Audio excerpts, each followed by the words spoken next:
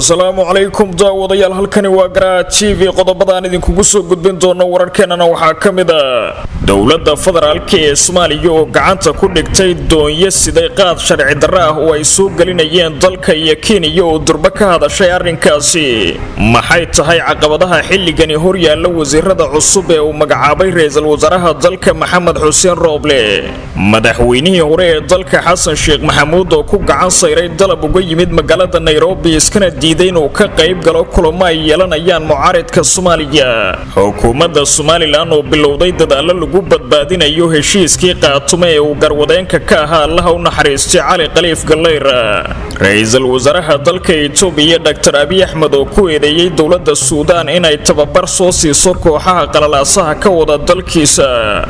iyo dibadbaxyo lagu dalbanayo inuu xilka iska casilo ra'iisul wasaaraha dalka Pakistan Imran Khan oo si xoogaystay qodobadaasi iyo kuwa kale ayaa daawan doontaan haddii Allaha wada leh raalli ka noqday u diyaar garooba saaxiibayaal wararkeena oo dhammaystiran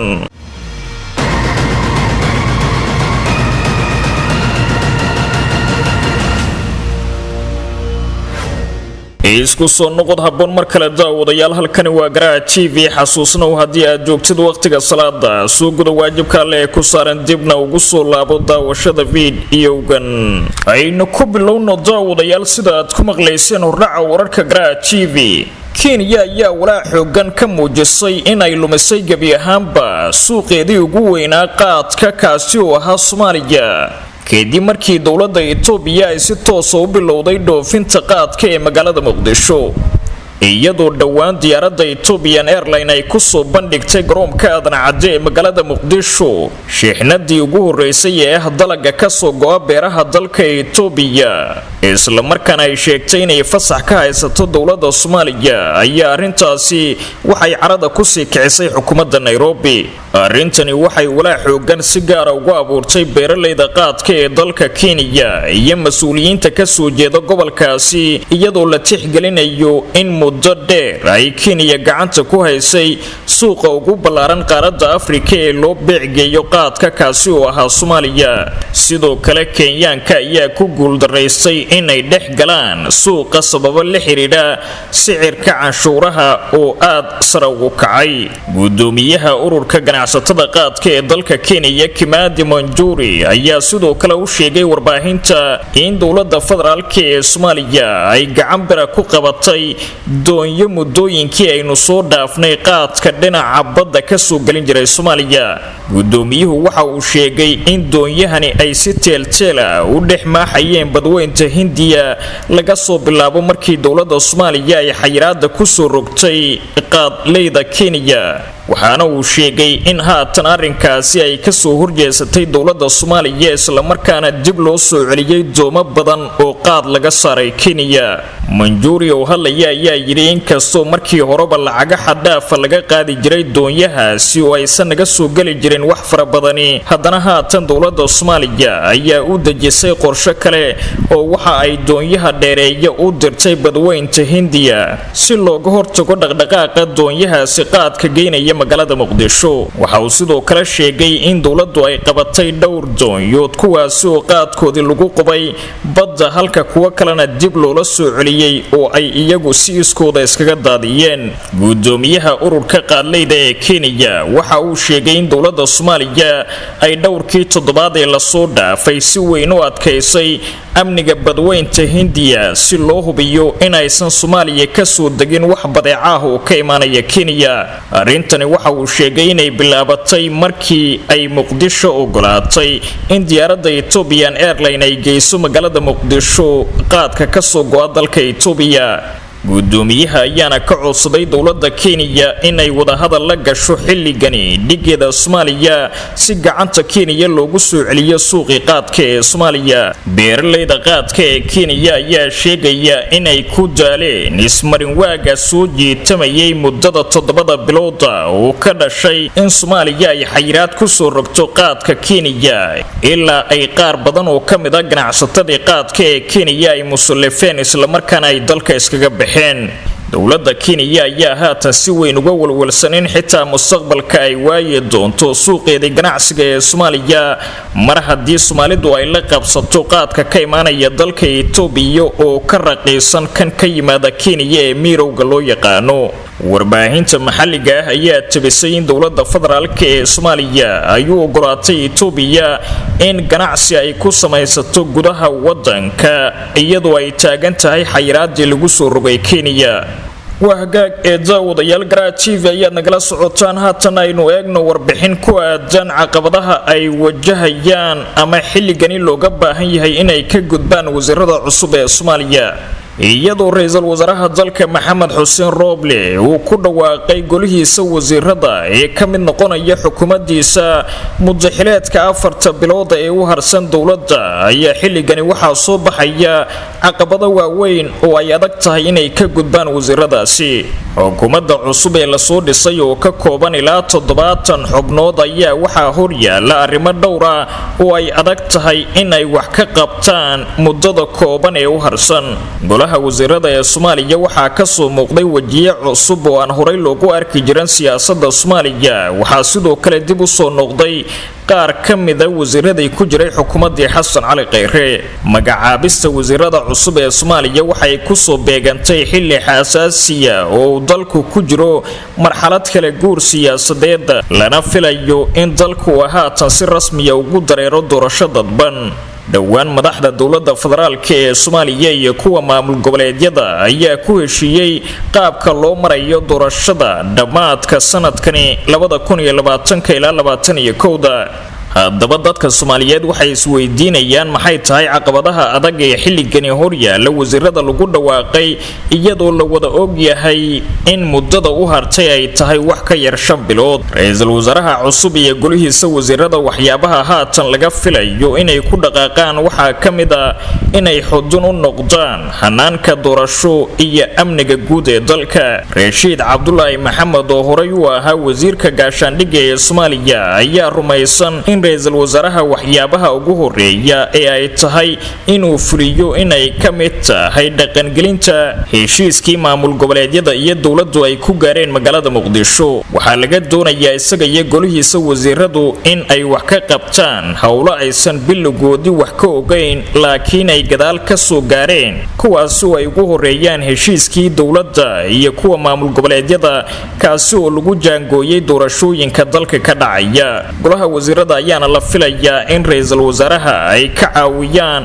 arrimahani haatan hortaagan ee ay tahay isagu inuu ka soo baxo. ra'iisul wasaare Maxamed Xuseen Rooble iyo golihiisa wasiirada ayaa sidoo kale looga fadhiyaa inay isku keenaan dhinacyada siyaasadda ku kala irdhoobay isla markaana ay dib u mideeyaan. waxaa kale oo looga baahan yahay in siyaasiyiinta dadka hadda kala irdhoobay oo siyaasadda iskaga soo horjeeda inuu isku soo dhaweeyo gaar ahaan mucaaradka iyo dawladda isla markaana uu isku keeno hal ajando ay ku wajahayaan nidaamka doorashooyinka. ra'iisul wasaare Maxamed Xuseen Rooble iyo xukuumaddiisa waxaa sidoo kale ay dad badani ka filayaan in ay muddada kooban ee u dhiman ku hantaan kalsoonida shacabka iyo saamilayda dhinaca siyaasadda ee Soomaaliya. Rashiid Cabdullaahi Maxamed wasiirkii hore ee gaashaandhigga ee Soomaaliya oo si gaar ah uga hadlayay ra'iisul wasaaraha waxa uu yiri waa in uu gogol xaar u sameeyo mustaqbalka dhow arrimaha ku saabsan doorashooyinka kalsoonina galiyo dadka kale ee banaanka taagan ee danaynaya siyaasadda inay ka qayb noqdaan isla markaana uu meel mariyo hawl loo wada dhan yahay. ra'iisul wasaare Rooble iyo xubnihiisa golaha wasiirada ayaana haysta muddo dhan 115 maalmood oo ay ku sii nagaadaan kuraasta taasi oo ku eg dhamaadka muddaxileedka madaxweyne Farmaajo. waxaana looga fadhiyaa inay la yimaadaan waxqabad uu degdeg ku jiro kuwa ugu culusna ay yihiin arrimaha doorashooyinka iyo amniga dalka. waa hagaag ee daawadayaal madaxweynihii hore ee dalka Soomaaliya mudane Xasan Sheekh Maxamuud ayaa diiday inuu tago magaalada Nairobi kuna biiro shirar halkaasi ay ku leeyihiin siyaasiyiinta mucaaradka ee Soomaaliya. qaar ka mid ah xubnaha xisbiga UPD ee uu hogaaminayo madaxweyne Xasan Sheekh Maxamuud ayaa sheegay in taleefan looga soo diray dalka Kenya lagana codsaday inuu ka qayb noqdo shirar ku aadan geedi socodka doorashooyinka Soomaaliya oo ka socda halkaasi. sababta uu u diiday arrinkaasi uguna gacan sayray inuu tago magaalada Nairobi madaxweynihii hore ee Soomaaliya waxaa lagu sheegay laba arrimood. midda koobaad oo ah inuu ka cabsi qabo inay hoos u dhacdo sumcadiisa siyaasadeed oo kuna waayo kalsoonida shacabka haddii uu ololihiisa ka bilaabo Kenya oo xilligan ay xurguf adag kala dhaxayso Soomaaliya isla markaana sheeganaysa qayb ka mid ah biyaha wadankeena. iyo midda labaad oo ah inuu jiro khilaaf u dhaxeeya madasha xisbiyada qaran gaar ahaan isaga iyo madaxweynihii hore ee dalka Sheekh Shariif Sheekh Axmed oo isku ogolaan waayay in labadooda mid ka mid ah uu la tartamo madaxweyne Farmaajo isla markaana aysan suurtagal ahayn in mid waliba uu hortiisa ugu soo istaago doorashooyinka Soomaaliya. labadaasi arrimood ayaana la sheegay inay sabab u noqdeen diidmadiisa tagitaanka magaalada Nairobi iyo inuu ka qayb galo kulamo ay ku lug leedahay dowladda Kenya oo ka socda magaalada Nairobi. arrintani waxay sidoo kale banaanka u soo saartay warar soo baxayay muddooyinkii aynu soo dhaafnay kuwaasi oo ku aadanaa inuu jiro khilaaf ka dhex urtay madasha xisbiyada qaran isla markaana ay ku kala aragti duwanaadeen qaabka ay u wajahayaan doorashooyinka dalka ka bilaabanaya dhowaan. labadani madaxweyne ee hore u soo maamulay dalka Soomaaliya ayaa doonaya inay noqdaan musharaxiin la tartamaysa madaxweyne Farmaajo hase yeeshee midba midka kale ayuu doonayaa in uu tanaasulo oo isaga beritaaro. inta badan xubnaha mucaaradka ee dhaliila dowladda Soomaaliya ayaa haatan ku sugan dalka Kenya waxaana dhowaan hadalhayn weyn abuuray kadib markii ra'iisul wasaarihii hore ee dalka Xasan Cali Khayre uu ka soo dhinac muuqday madaxweynaha wadanka Kenya Uhuru Kenyatta waxaana isla waqtigaasi soo baxay warar sheegayay inuu Khayre heshiisyo la galay madaxweynaha Kenya kuwaasi oo ku aadan doorashooyinka Soomaaliya. sawirkaasi ayaa la sheegay in ra'iisul wasaarihii hore ee dalka uu ku waayay taageerayaal badan oo siyaasadeed maadaama dadka Soomaaliyeed ay xilligani cadow u arkaan Kenya. xukuumadda Somaliland ee uu hogaamiyo madaxweyne Muuse Biixi Cabdi ayaa bilowday dadaalo looga hortagayo inuu burburo heshiiskii lala galay maamulka Khaatumo maadaama uu meesha ka baxay isku xirihii labada dhinac Allaha u naxariistay Professor Cali Khaliif Gallayr. heshiiskii ay wada galeen maamulkii Khaatumo ee uu hogaaminayay Professor Cali Khaliif Gallayr iyo madaxweynihii hore ee Somaliland Silaanyo ayaan ilaa iyo haatan la dhamayn isla markaana muddo dheer soo jeetamayay. hase yeeshee Allaha u naxariistay Professor Cali Khaliif Gallayr ayaa rajo wanaagsan gelin jiray dadka gobolada Sool, Sanaag iyo Cayn kaasi oo ku aadan in laga dhabaynayo heshiiskii ay la galeen xukuumadda Hargeysa. wasiirka wasaaradda arrimaha gudaha ee Somaliland Maxamed Kaahin ayaa u yeeray mas'uuliyiinta Somaliland ugu magacaaban gobolada Sool, Sanaag iyo Cayn iyo qaar ka mid ah waxgaradka si loo siyaanba qaado hirgelinta heshiiskii ay wada galeen Cali Khaliif Gallayr iyo madaxweynihii hore ee Somaliland Silaanyo. wasiirka wasaaradda arrimaha gudaha ee Somaliland ayaana kala hadlay mas'uuliyiintani uu u yeeray sidii dadka deegaanka iyo waxgaradka looga dhaadhicin lahaa inaanu marnaba meesha ka bixin heshiiskii ay ku wada jireen Khaatumo iyo Somaliland isla markaana ay dadka goboladaasi heli doonaan xuquuqda ay ku leeyihiin xukuumadda. geerida Cali Khaliif Gallayr waxay timid xilli ay cabasho badani ka soo yeeraysay gobolada darafyada Somaliland kuwaasi oo ka soo horjeeda qaabka ay haatan wax u maamulayso xukuumadda Biixi. sidoo kale madaxweynaha Somaliland Muuse Biixi Cabdi ayaa la sheegay in arrinkani uu u saaray guddi gaar ah kuwaasi oo ka shaqayn doona sidii loo soo ururin lahaa waxgaradka ay ka go'do talada gobolada Sool, Sanaag iyo Cayn isla markaana ay u siyaanbaqaadi lahaayeen dhamaystirka heshiiskaasi. wararka kale ee ka imaanaya gobolada Khaatumo ayaa sheegaya in ay jirto xilligani kala qaybsanaan tan iyo xilligii uu meesha ka baxay Allah u naxariistay Professor Cali Khaliif Galeyr. Dadka deegaanka oo qaarkood laga diritaarayo dhinaca Puntland ayaa doonaya in laga baxo heshiiskii Somaliland isla markaana dib loogu dhawaaqo maamulkii qaatumo ee saddexdaasi gobol. hase yeeshee xukuumadda madaxweyne Biixi ayaa doonaysa in ay goboladaasi ka riixdo maamulka Puntland oo qayb ka mid ah sheeganaya lahaanshahooda. waxaana sidoo kale halkaasi loo diray ciidamo dheeraad oo ka tirsan militariga Somaliland oo tubiye ka tirsan ciidamada militariga ayaa ku baxay goboladaasi waxa ayna sameeyeen fariisimo horle iyadoo ujeedadu ay tahay in la xakameeyo haddii ay halkaasi ku xoogeystaan jamhado hore uga sii jiray isla markaana la dareemo faragelin toos oo ka imaanaysa dhinaca Puntland. Ra'iisul Wasaaraha dalka Itoobiya Dr. Abiy Ahmed ayaa sheegay in dagaalyahano ku lug lahaa weerar la beegsaday dad shacab oo dhawaanahani ka dhacay galbeedka dalkaasi Itoobiya in lagu soo tababaray oo ay gabaad ka heleen wadanka Suudaan. Ra'iisul Wasaare Abiy Ahmed ayaana intaasi ku daray in kooxahani ay caawimaad uga baahdeen Khartoum si ay u sii wadaan falalka xasiloon darrada ah ee ay ka wadaan gudaha dalkiisa. Xukuumadda Abiy Ahmed ayaan horay faahfaahin badan uga bixinin waxa sababay rabshadaha gobolka Benshangul kuwaasi oo siyaasiyiinta mucaaradka ahi ay ku qeexeen kuwa salka ku haya qoomiyado. mucaaradka amxaaradda ayaa sheegay in rabshadahani ay ka dambeeyaan maleeshiyaad ka soo jeeda qoomiyadda Gumus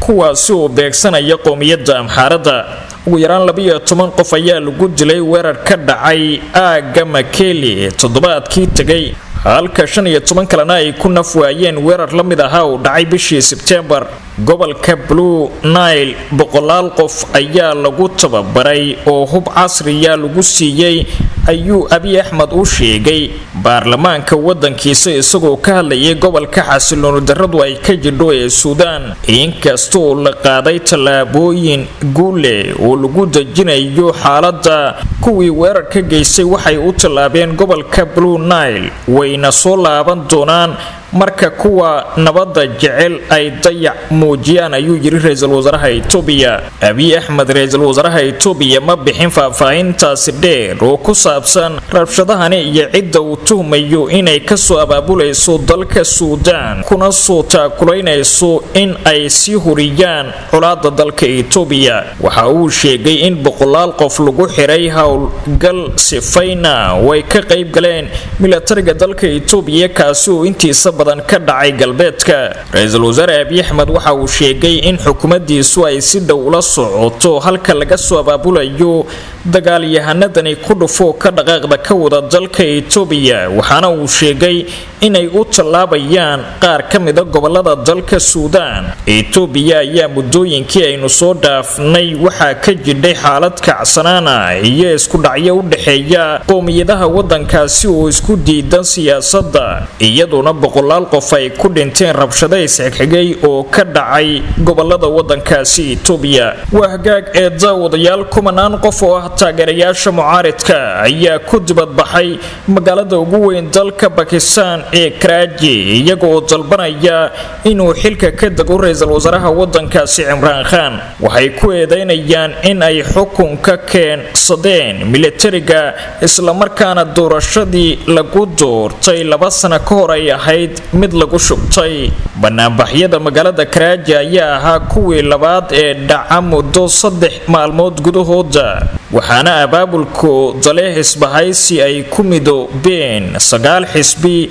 oo mucaarada kuwaasi oo la baxay dhaqdhaqaaqa dimuqraadiyadda ee Pakistan. ololaha ka dhanka ah Ra'iisul Wasaare Imran Khan ayaa imaanaya iyadoo Pakistan ay wajahayso dhaqaale xumi aad u daran oo xitaa dhaqaalaha dalka uu hoos u dhacay ka hor inta aanu caalamku ka dilaacin safmarka COVID-19 kaasi oo xaaladda sii cakiray. waxaa dadkii ka dhacday shaqooyinkii waxaa dadka ku dhifsatay raashinkii ay maalinlaha heli jireen 2 jeer oo kaliya. waxaa sidaasi tiri Maryam Nawaz oo ah gabadha Ra'iisul Wasaarihii 3 xilli ee Pakistan. Nawaz Sharif oo la hadlaysay dibadbaxayaasha magaalada Karachi. wararkii ugu dambeeyay Soomaalida iyo caalamka waa naga intaas nabadgelyo.